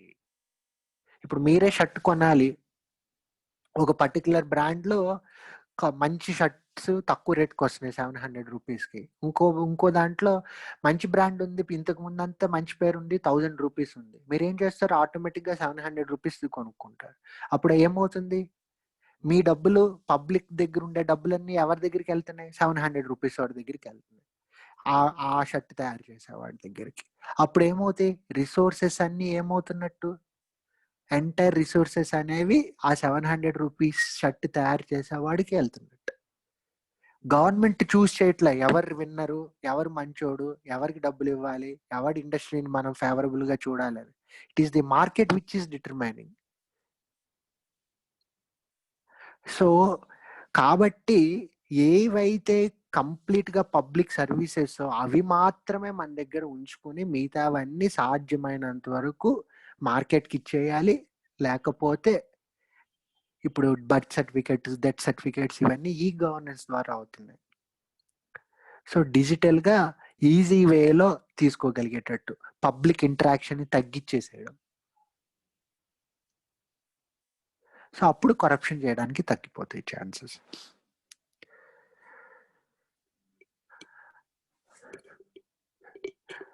సో మీకు ఈ పాయింట్ అర్థమైందా, పబ్లిక్ ట్రస్ట్, పబ్లిక్ కాన్ఫిడెన్స్ ఎందుకు ఇంపార్టెంట్ అనేది. సో మీరు వాల్యూస్ గురించి ఏ క్వశ్చన్ వచ్చినా, లేకపోతే ఏ యాక్ట్స్ గురించి క్వశ్చన్ వచ్చినా, మీకు public service, public trust, public confidence మీద అనేది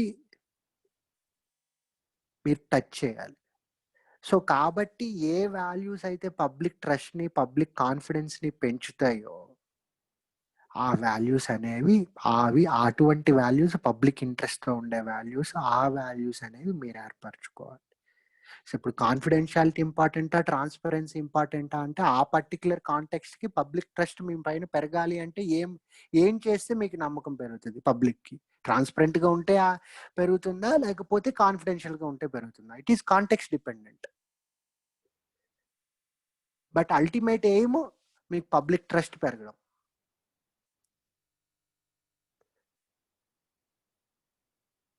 అర్థమైందా?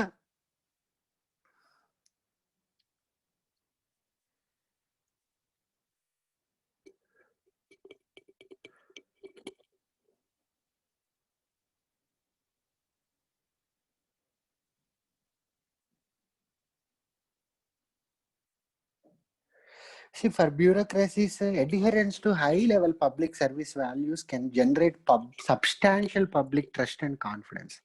Conversely, opposite గా ఇటువంటి వాల్యూస్ ని చేయకపోయినా, ఇన్అప్రోప్రియేట్ వాల్యూస్ ని ప్రమోట్ చేసినా, దానివల్ల డెమోక్రటిక్ గవర్నెన్స్ అనేది దెబ్బతింటుంది. ఎందుకు దెబ్బతింటుంది? నేను చెప్పినట్టుగానే people they will not make the government institutions more accountable. ఎందుకంటే వాళ్ళకి ఆ కాన్ఫిడెన్స్ లేదు ఇన్స్టిట్యూషన్స్ పైన.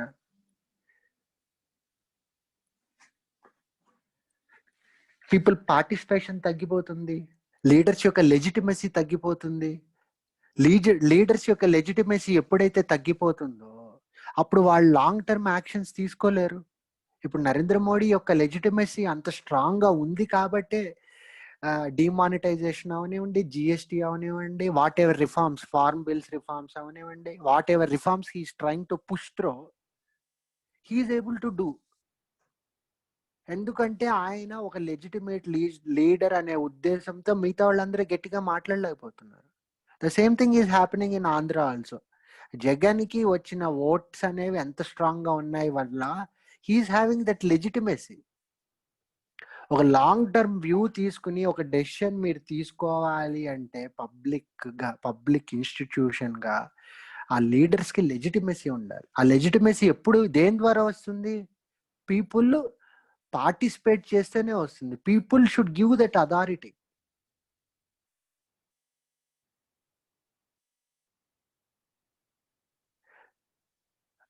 యూపీ లాంటి ప్లేస్లో 30-33% ఓట్స్ వస్తే చాలు. ఏంటిది 30-33% ఇన్ వాట్? పోల్ అయిన ఓట్స్లో, నాట్ కంప్లీట్ ఓట్స్లో కాదు. గవర్నమెంట్ ఫామ్ చేయాలంటే అంటే 70% ఓట్స్ ఉండే ఓటర్స్ 100 అయితే దాంట్లో 70 మాత్రమే ఓట్లు వేస్తే దాంట్లో 33% అంటే 21-22 పీపుల్ గవర్నమెంట్ని సపోర్ట్ చేస్తే they will become leaders. Then what will happen? 20-22 పీపుల్ని నువ్వు సపోర్ట్ తెచ్చుకోవడం ఎవ్రీ 100కి అంత ఈజీ. ఎమోషనల్ ఇష్యూస్ రైజ్ చేస్తే చాలు.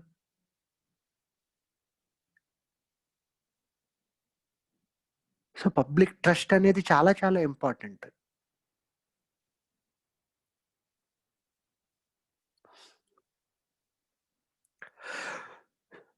అలాగే ethical and decision making dilemmas కూడా ఎక్కువ అవుతాయి. ఇప్పుడు మినిస్టర్ ఏమో ఒకటి చెప్తూ ఉంటాడు, నాకు ఒకటి అనిపిస్తూ ఉంటుంది, ఏం చేయాలి?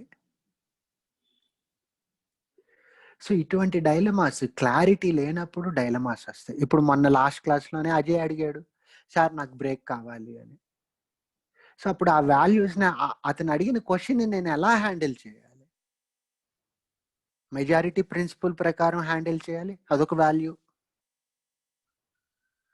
లేదు, ఏ విధమైన అబ్జెక్షన్ ఎవరికి ఉన్నా సరే మనం దానికి will have to try to answer, అది ఒక వాల్యూ. అలా ప్రతి ఒక్కరికి ఇంపార్టెన్స్ ఇచ్చుకుంటూ వెళ్ళిపోతే గ్రూప్గా ముందరికి వెళ్ళలేరు, అప్పుడు ఏం చేయాలి? సో ఇటువంటి ప్రాబ్లమ్స్ వెళ్ళి హ్యాండిల్ చెయ్యాలి అంటే వాల్యూస్ లేకుండా చేయడం అవ్వదు.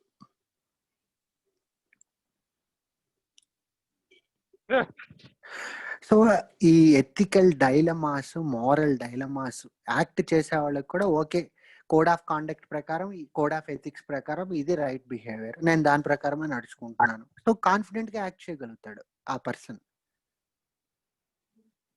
ఇప్పుడు మీకు ఎగ్జాంపుల్ గా ఇవ్వాలి అనుకోండి, ఒక బ్యూరోక్రాట్ పీపుల్ పొలిటీషియన్ ని నమ్మకంతో ఎలక్ట్ చేసుకుంటారు. ఒక ఐఏఎస్ ఆఫీసర్ మీరు. సో ఇప్పుడు ఒక ఐఏఎస్ ఆఫీసర్ గా పీపుల్ ని ఎలక్ట్ చేసుకున్నాడు లీడర్. సో లీడర్ ఏది చెప్తే అది వినాలి. లీడర్ యొక్క విజన్ ని ఎన్ఫోర్స్ చేయడమే మనం ఒక ఇన్స్ట్రుమెంట్ లాంటి వాళ్ళము. కేవలం ఒక లీడర్ ఏదైతే అనుకుంటాడో దాన్ని మనము ఇంప్లిమెంట్ చేయడానికి మాత్రమే ఉపయోగపడాలి. సో కాబట్టి ఆ లీడర్ కి కంప్లీట్ గా లాయల్ గా ఉండిపోతాను అనేది ఒక వాల్యూ. లాయల్టీ టువర్డ్స్ పొలిటీషియన్స్ అనేది ఒక వాల్యూ. ఆ ప్రకారం ఉండాలా?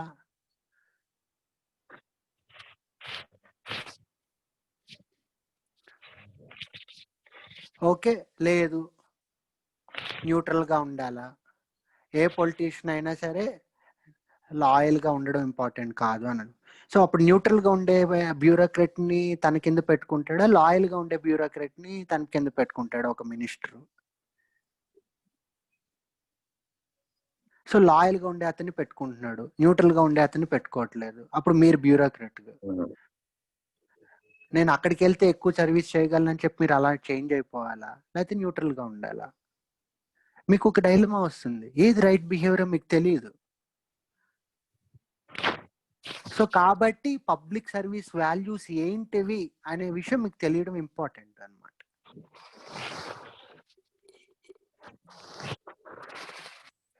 సో వాల్యూస్ అనేవి లేకుండా మీరు డెసిషన్స్ తీసుకోవడం కష్టం అయిపోతుంది అనమాట. వాల్యూస్ ద్వారానే ఏది ఇంపార్టెంట్ అనేది ఒక వాల్యూ. ఇప్పుడు నేనే ఉన్నాను, నా టైం అనేది లిమిటెడ్. నేను క్లాస్ చెప్పాలా, మీకు క్లాస్ చెప్పాలా, లేకపోతే నా ఫ్యామిలీతో టైం స్పెండ్ చేయాలా? ఏది మోర్ వాల్యుబుల్? ఆ ఎబిలిటీ నాకు లేకపోతే నేను డెసిషన్ తీసుకోలేను. స్టూడెంట్స్ క్లాస్ చెప్పాలా, లేకపోతే ఫ్యామిలీతో టైం స్పెండ్ చేయాలా? అట్లా చిన్న చిన్న డెసిషన్సే మనం తీసుకోలేము. ఒక శారీ కొనుక్కోవాలి, లేకపోతే ఒక షర్ట్ కొనుక్కోవాలి అంటే ఏ కలర్ నచ్చుతుంది? కలర్ కాదు, ఏ బేసిస్ మీద మనం తీసుకోవాలి? మనీ ప్రకారం తీసుకోవాలా, బ్రాండ్ ప్రకారం తీసుకోవాలా? ఒక వాల్యూ ఉండాలి. బ్రాండ్కి మోర్ వాల్యూ ఇస్తామా, లేకపోతే మనీకి మోర్ వాల్యూ ఇస్తామా? వాల్యూస్ లేకుండా ఏది ఇంపార్టెంట్ అనే విషయం మనకి తెలియకుండా మనం డెసిషన్ తీసుకోలేం. So values are very much important for making decisions. ఏది నువ్వు ఎక్కువ వాల్యూ ఇస్తున్నావు అనేది వేరీ అవుతూ ఉండొచ్చు మనిషికి. ఒకరికి గ్రీడీగా ఉండొచ్చు, ఒకరికేమో నిజాయితీగా ఉండడం ఎక్కువ వాల్యుబుల్ అవ్వచ్చు, ఒకరికి మ్యానిపులేషన్ ఏదైతే ఏంటి అవతల వాళ్ళని మభ్య పెట్టైనా సరే పని జరగడం అనేది ఇంపార్టెంట్ అనుకోవచ్చు. సో 2 వాల్యూసే. ఏ వాల్యూ అనేది it will vary from person to person. నాకు ఒక వాల్యూ ఉంటుంది, ఇంకొకరికి ఇంకొక వాల్యూ ఉంటుంది. బట్ వాల్యూస్ లేకుండా మనం డెసిషన్స్ తీసుకోం. సైకాలజీలో ఒక ఇంట్రెస్టింగ్ ఎక్స్పెరిమెంట్ ఉంటుంది. ఒక పర్టికులర్ పర్సన్, హెచ్ఎం అనే పర్సన్ కోడ్ లాంగ్వేజ్ లో వాడతారు. సో ఆయన he was a famous lawyer.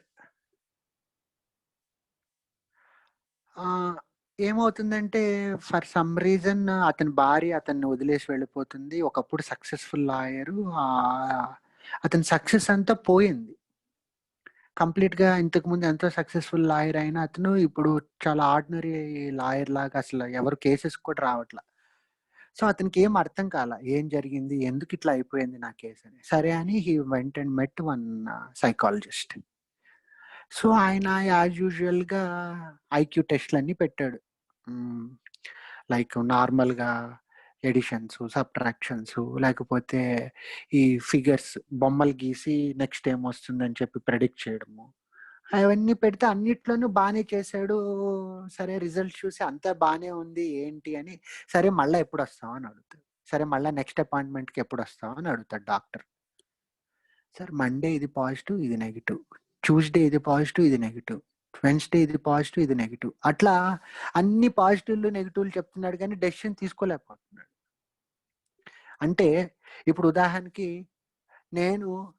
నాకు ఫ్యామిలీ ఇంపార్టెంట్, ఇప్పుడు నేను మీ క్లాస్ చెప్తే ఫ్యామిలీకి నష్టం అవుతుంది, ఫ్యామిలీతో టైం స్పెండ్ చేస్తే మీకు క్లాస్ చెప్పలేను. ఇది పాజిటివ్, ఇది నెగిటివ్ అని చెప్పడం వల్ల ఏం ఉపయోగం ఉండదు. ఎంత పాజిటివ్ ఎంత నెగిటివ్ అనేది నేను ఫీల్ అవ్వాలి. అతనిలో ఏం జరిగింది అంటే, ఒక యాక్సిడెంట్ అవడం వల్ల, బ్రెయిన్ సర్జరీ చేయడం వల్ల ఆ ఎమోషనల్ సెంటర్ ఏదైతే ఉందో దానికేనో థింకింగ్ పార్ట్కి లింక్ పోయింది, కట్ అయిపోయింది. దాని మూలంగా ఆయన డెసిషన్ తీసుకోవడమే అవట్లా.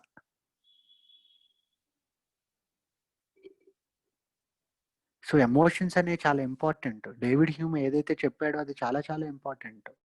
He may not have told you in a psychological manner, ఒక ఫిలసాఫికల్ గా చెప్పుంటాడు. సో వాల్యూస్ అనేవి చాలా చాలా ఇంపార్టెంట్ అన్నమాట. దాని బేసిస్ మీద మనం డెసిషన్స్ తీసుకోగలుగుతాం. ఆ వాల్యూని మనం ఎమోషనల్ గా ఫీల్ కాకుండా, ఎంత వాల్యూ అనేది లేనప్పుడు మనం డెసిషన్స్ తీసుకోలేం, అలాగే అయిపోతాం ఆ హెచ్ఎం లాగా.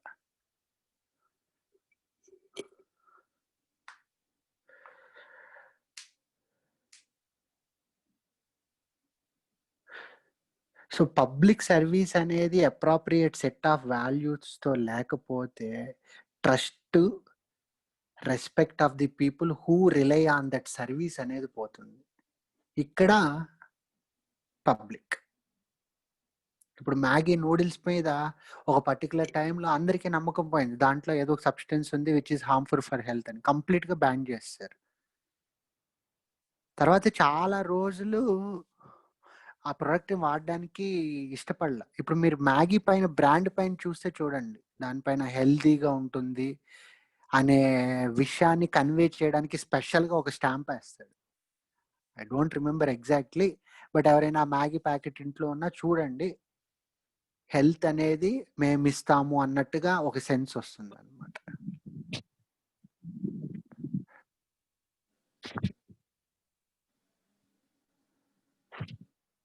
సో ప్రైవేట్ ఆర్గనైజేషన్స్ లో కూడా పబ్లిక్ తో ఇంటరాక్ట్ అయ్యే వాటికి ట్రస్ట్ అనేది ఇంపార్టెంట్ ఉంటుంది, బట్ పబ్లిక్ సర్వీసెస్ కి ఇంకా ఎక్కువ ఇంపార్టెంట్ అన్నమాట.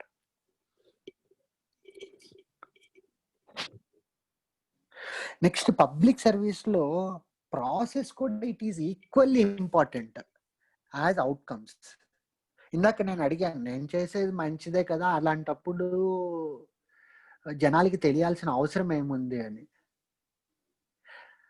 ప్రతి స్టేజ్ ఆఫ్ డెసిషన్ మేకింగ్ లో ట్రాన్స్పరెన్సీ అనేది ఇంపార్టెంట్. పబ్లిక్ కోసమే మనం ఉన్నాము అనే నమ్మకం తెలియచేయాలి అంటే అవుట్పుట్టే కాదు, చూడ్డానికి కూడా వీళ్ళు ట్రాన్స్పరెంట్ గా ఉన్నారు అనే భావన కలెక్ట్ చేయడం important. Ex chief justice Ranjan Gogoi case ఒక స్పెషల్ కేసు. ఆయన పైన లా క్లర్క్స్ అని ఉంటారు. అంటే లా క్లర్క్స్ కూడా కాదనుకుంటా, అమ్మాయి ఇంకా కింద క్యాడర్, సమ్ స్టెనో టైప్ అనుకుంటా, ఐ డోంట్ రిమెంబర్ ఎగ్జాక్ట్లీ. ఆ అమ్మాయి పైన సెక్షువల్ అలిగేషన్స్ ఉన్నాయి. ఆ అమ్మాయిని ఇన్అప్రోప్రియేట్ గా టచ్ చేసినట్టు, ఇన్అప్రోప్రియేట్ గా బిహేవ్ చేసినట్టు. అండ్ తర్వాత ఆ అమ్మాయి ఫ్యామిలీని విచ్ హంట్ చేసినట్టు, అనవసరంగా కేసులు పెట్టడము, తర్వాత వాళ్ళ ఫ్యామిలీ మెంబర్కి ఉద్యోగం తీయించేయడము. ఇనీషియల్ గా ఆయనే ఉద్యోగం ఇప్పిస్తాడు, తర్వాత ఆయనే ఉద్యోగం తీయించేస్తాడు కారణం లేకుండా. సో ఈ కేసుని సుప్రీంకోర్టుకి ఆ అమ్మాయి వేసినప్పుడు ఆ జడ్జిమెంట్ కి కావాల్సిన ఎవరైతే ఆ బాడీలో ఉంటారో, ఎవరైతే ఏ జడ్జెస్ కి ఈ కేసు హ్యాండిల్ చేయాలో ఆ ముగ్గురు జడ్జెస్ ని అపాయింట్ చేసింది రంజన్ గొగోయ్. అంటే నా మీద ఎవరైతే ఎలిగేషన్స్ వేస్తున్నారో ఆ ఎలిగేషన్స్ ని హ్యాండిల్ చేయడానికి నేనే ఓకే, నా వైఫ్, మా మమ్మీ, మా డాడీ ఉంటారు ప్యానల్లో, వాళ్ళు డిటర్మైన్ చేస్తారు అని చెప్పినట్టు. దాంట్లో మీకు పబ్లిక్ కాన్ఫిడెన్స్ వస్తుందా? మేబీ నిజంగానే ఆ ఎలిగేషన్స్ అన్ని రాంగ్ అయి ఉండొచ్చు, వీ డోంట్ నో. ఏంది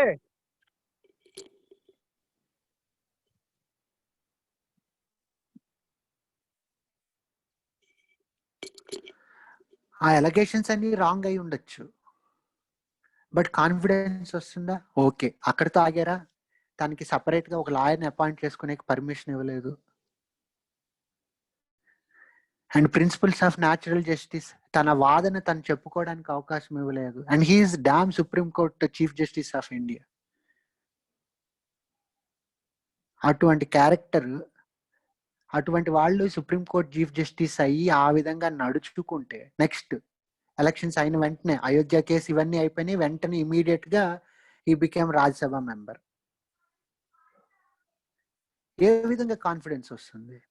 these things you can write openly. Sexual harassment case గురించి రాసేటప్పుడు ఆ కేసు ఎలిగేషన్స్ కంటే ఆ కేసుని ప్రాసెస్ చేసిన విధానం, జడ్జెస్ అపాయింట్మెంట్, ఆ కేసెస్ కానీ, లేకపోతే ఆ అమ్మాయికి ఎటువంటి రైట్స్ ఇచ్చారు, these are all completely non transparent methodologies. లేకపోతే ఆయన రాజ్యసభకి ఎలక్ట్ అవడము, జుడిషియరీ అనేది ఒక ఇండిపెండెంట్ ఆర్గాన్, అది chief justice of India position లో ఉంటుంది, ఒక ఆర్డినరీ జడ్జి కాదు. ఏ విధమైన కాన్ఫిడెన్స్ ఉంటుంది? చెక్స్ అండ్ బ్యాలెన్సెస్ ఉంటాయి డెమోక్రసీలో. Judiciary will act as a check on executive and parliament అనే కాన్ఫిడెన్స్ ఎక్కడి నుండి వస్తుంది ఈ విధంగా జడ్జెస్ బిహేవ్ చేస్తుంటే? సో ప్రాసెస్ అనేది ఈక్వల్లీ ఇంపార్టెంట్. ప్రాసెస్ అన్ఫెయిర్ గా ఉంది అంటే ఇమీడియట్ గా ఏదో ఉంది గూడుకుటాని, అందుకోసమే వాళ్ళు అలా ఉన్నారు అనే భావన కలుగుతుంది. ఈవెన్ ప్రైవేట్ సెక్టార్ లో, పెద్ద పెద్ద కార్పొరేట్స్ లో కూడా సెక్షువల్ హెరాస్మెంట్ కేసెస్ వస్తాయి. వాళ్ళు ఇంత ట్రాన్స్పరెంట్ గా హ్యాండిల్ చేయరు, ఇంటర్నల్ గా ఏదో ఒకటి సెటిల్ చేసేసి పంపించేస్తారు. బట్ పబ్లిక్ సెక్టార్కి వచ్చేసరికి అలా ఉండదు, అలా ఉండకూడదు. సో ప్రాసెస్ అనేది it is as important as outcomes. ఈ పబ్లిక్ ట్రస్ట్ అనేది ఈ డెమోక్రటిక్ వాల్యూస్ మీదే ఆధారపడి ఉంటుంది. ప్రతి డెసిషన్ స్టేజ్ లోను డెమోక్రటిక్ వాల్యూస్ ఉన్నాయి అనేటప్పుడే పబ్లిక్ ట్రస్ట్ అనేది ఉంటుంది. ఇప్పుడు సోషల్ ఆడిట్ అనే కాన్సెప్ట్ ఉంటుంది, రాజస్థాన్ లో స్టార్ట్ అయింది. ఏదైనా ఒక దాని యొక్క బెనిఫిషరీస్ ఉన్నారు. ఇప్పుడు ప్రధాన మంత్రి ఆవాస్ యోజన ఉంది అనుకోండి, ఈ ఊళ్ళో నుండి మేము ఈ 50 మందిని ఈ కారణం చేత మేము ఎంపిక చేశాము, నెక్స్ట్ లైన్లో ఉన్న వాళ్ళు వీళ్ళు, పూరెస్ట్ ఆఫ్ ది పూర్ ప్రకారం మేము ఈ బేసిస్ మీద ఆర్డర్ వేసాము, ఈ ర్యాంకింగ్ ఇచ్చాము 1 2 3 4 5. సో ఫస్ట్ 10 అయినా వీళ్ళకి ఇచ్చాము, నెక్స్ట్ 10కి తర్వాత ఇస్తాము అని చెప్పి పబ్లిక్గా కూర్చోపెట్టి మాట్లాడినప్పుడు ఎంత కాన్ఫిడెన్స్ ఉంటుంది. జస్ట్ ఇప్పుడు మేము వీళ్ళు ఇచ్చేసాము, అంత ర్యాండమ్ గా జరిగింది, ఫస్ట్ వీళ్ళు వచ్చారు, నెక్స్ట్ సెట్ లో మీరు వస్తారు, ఆ తర్వాత మీరు వస్తారు అన్నప్పుడు ఏ కాన్ఫిడెన్స్ ఉంటుంది. సో ప్రాసెస్ అనేది very much important. It may delay things. So అందుకోసమే ఏం చేయాలి, గవర్నమెంట్ అనేది it should not over burden it self with activities which can be done by other things like market.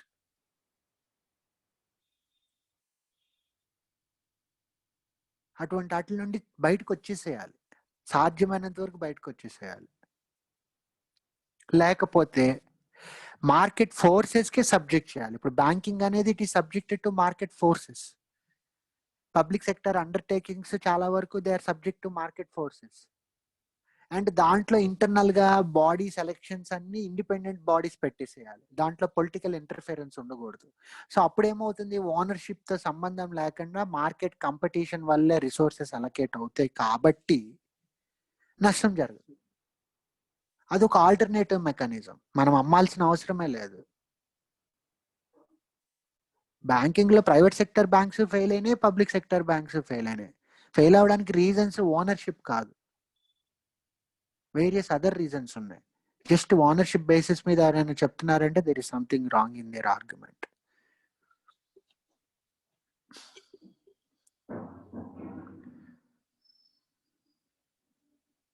So in an environment of uncertainties which are subject to frequent structural and functional changes, అంటే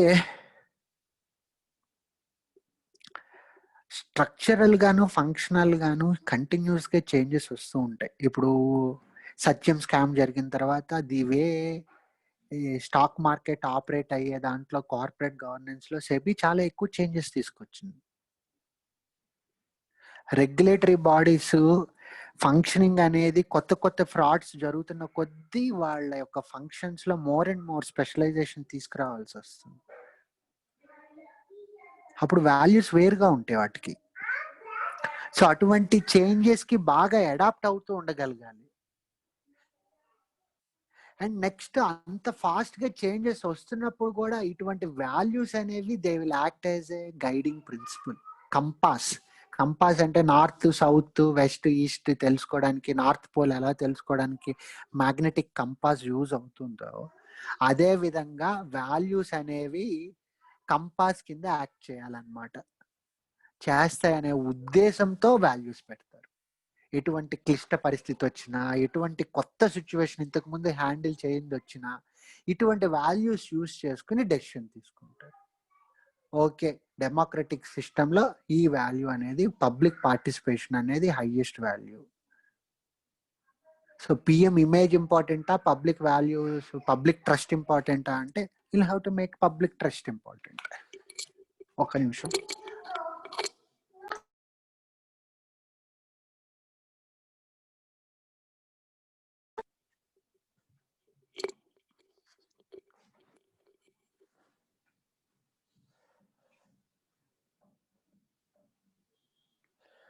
so different values అనేవి different eras లో different time periods లో important అయినప్పటికీ కొన్ని broad framework values like public interest, transparency, accountability, responsiveness, honesty, integrity, impartiality, neutrality, ఇప్పుడు కొత్తగా వస్తున్న values కొన్ని ఇన్నోవేషన్, ఇట్లాంటి ఈ వాల్యూస్ అన్ని ఆర్గనైజేషన్స్ కి ఉండాల్సిన వాల్యూస్. ఆ వాల్యూస్ గురించి will discuss further classes. But మీకు వాల్యూస్ యొక్క ఇంపార్టెన్స్ అనేది ఈ క్లాస్లో తెలియజేయడం అనమాట. ఎందుకంటే మీకు క్వశ్చన్స్ లో కూడా అలాగే అడుగుతున్నారు, వాల్యూస్ అనేవి ఎందుకు ఇంపార్టెంట్ అని అడిగి తర్వాత గివ్ ఎగ్జాంపుల్స్ అని అడుగుతున్నారు. కొన్నిసార్లు గివ్ ఎగ్జాంపుల్స్ ఫర్ వాల్యూస్ అని అడిగినప్పుడు మీరు ఒకలాగా ఆన్సర్ రాయాలి, వాల్యూస్ ఉంటే ఏంటి లేకపోతే అని.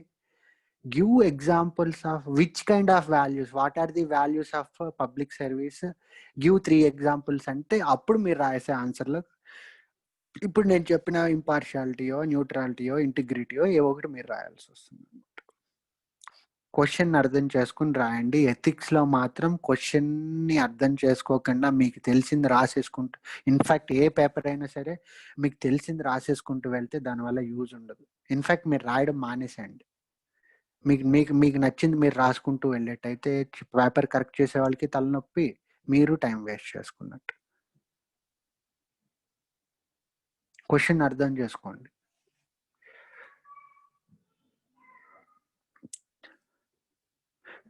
So why public trust and public confidence are important? So private organisations లో కూడా పబ్లిక్ ట్రస్ట్ అనేది ఇంపార్టెంట్, కానీ అన్నిటికీ కాదనమాట. కొన్నిటికి ఏటికైతే పబ్లిక్ తోటి డైరెక్ట్ ఇంటరాక్షన్ ఉంటుందో వాటితోనే. ఇప్పుడు మీకు గూగుల్ కంపెనీలో లోపల ఇంటర్నల్ గా పబ్లిక్ వాల్యూస్ ఏమున్నాయి, వాళ్ళ వాల్యూస్ ఏమున్నాయో మీకు సంబంధం కూడా లేదు. పోనీ గూగుల్ అనే అట్లీస్ట్ సెర్చ్ లో యూజ్ అవుతుంది. Take some IT company like antivirus software, లేకపోతే మీరు ఆడుకునే లూడో గేమ్ తీసుకోండి, ఒక వీడియో గేమ్ డిజైన్ చేస్తున్నారు. వాళ్ళ వాల్యూ సిస్టమ్ అనేది అంత ఎక్కువ ఇంపార్టెంట్ కాదు బయట పబ్లిక్కి, ఇంటర్నల్గా ఎలా ఉంటుందని. బట్ కొన్ని ఆర్గనైజేషన్స్ విచ్ సెల్ ప్రొడక్ట్స్, ఇప్పుడు టాటా ఉందంటే ఒక నమ్మకం, అమెజాన్ ఉందంటే ఒక నమ్మకం, ఓకే మనం అమెజాన్లో కొన్నాము అంటే విల్ నాట్ బి చీటెడ్ అని.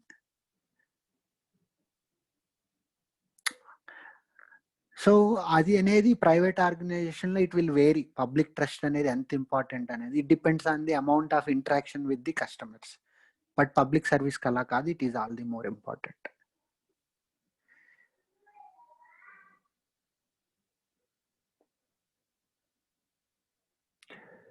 సో ఈ మధ్య కాలంలో చాలా ఎక్కువ పబ్లిక్కి గవర్నమెంట్ మీద ట్రస్ట్ పోతుందని ఈ క్లాస్లో మాట్లాడే వాళ్ళు కూడా అలాగే మాట్లాడతారు. ఆ పొలిటీషియన్స్ వాళ్ళంతా ఒక వరస్ట్ ఫెలోస్ అన్నట్టుగా ఒక విధమైన ఒక బ్లాక్ చేసేసి వాళ్ళని ఒక కేటగిరీ కింద చేసి వాళ్ళ గురించి మాట్లాడతారు. అంటే it shows that particular person has no trust on the government or the public institution.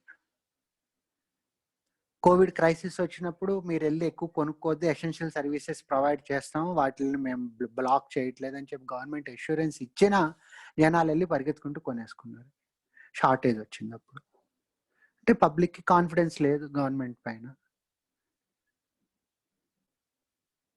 Parliament floor పైన ఆంధ్రప్రదేశ్కి స్పెషల్ కేటగిరీ స్టేటస్ ఇస్తామని చెప్పి 2 పార్టీస్ కమిట్ చేసి ఇద్దరు ఓట్ చేసి తర్వాత ఇవ్వలేము, కుదరదు అని చెప్తున్నారు. సో తర్వాత నెక్స్ట్ ఏదైనా ఇష్యూ వస్తే పబ్లిక్కి కాన్ఫిడెన్స్ ఉండదు గవర్నమెంట్ పైన.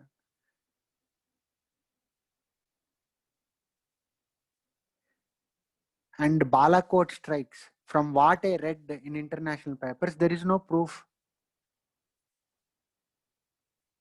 In case new government comes and if they show in case that it is false, then public will lose confidence. Oh okay, ఆ గవర్నమెంట్ వచ్చినప్పుడు వాళ్ళ గురించి చెడ్డగా చెప్తారు, ఈ గవర్నమెంట్ నుండి వచ్చినప్పుడు వీళ్ళ గురించి చెప్తారు.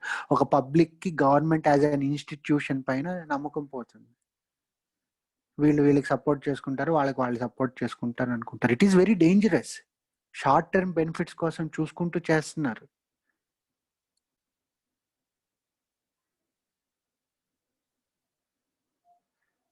అటువంటి బాలాకోట్ స్ట్రైక్స్ లాంటి statements, it is the politicians on the floor of the house that they have to give statements. బయట మిలిటరీ లీడర్స్ చేత ఇప్పిస్తున్నారు. It is not a good culture. Bureaucrat should always stay anonymous.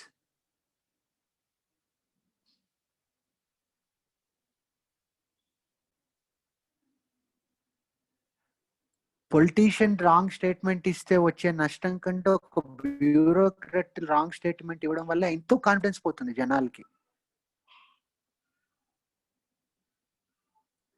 Neutrality అనేది అటువంటి టైంలో పబ్లిక్కి confidence ఉండాలి.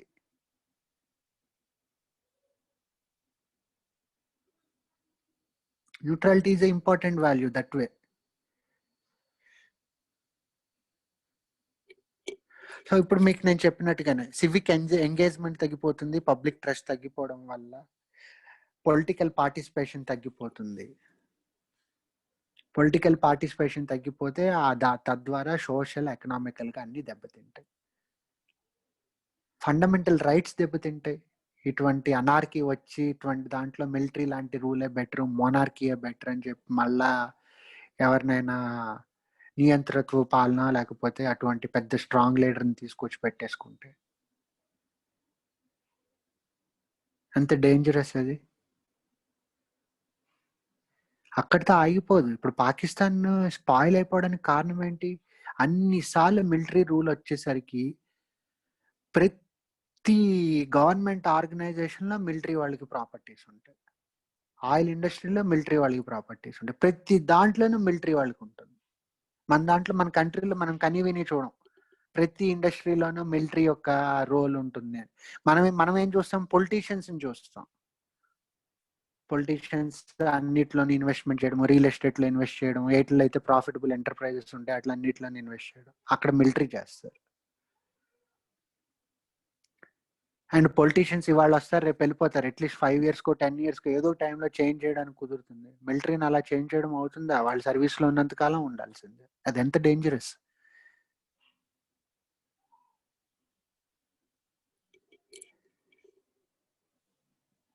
So అటువంటి టైంలోని లాంటి అథారిటేరియన్ లీడర్స్ లైక్ హిట్లర్ లేకపోతే ట్రంప్, ఇటువంటి strong leaders, authoritarian type leaders వస్తుంటారు అన్నమాట. గట్టిగా నేను చేసేస్తాను అని చెప్పి గట్టిగా మాట్లాడే లీడర్లు ఎన్నుకుంటారు డెమోక్రసీ మీద నమ్మకం పోయినప్పుడు. చాలా డేంజరస్. సో దాని మూలంగా లాంగ్ టర్మ్ డెమోక్రటిక్ స్టెబిలిటీ దెబ్బతింటుంది.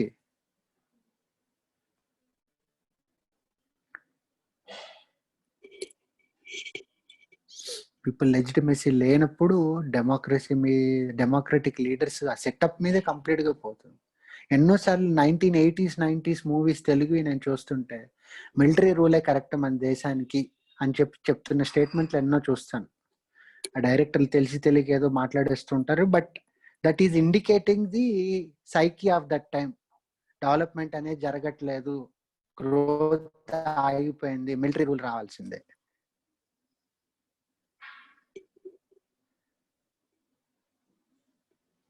ఓకే, నెక్స్ట్ వాల్యూస్ అంటే ఏంటి అనేది సభ అడిగిన క్వశ్చన్కి will discuss after the break.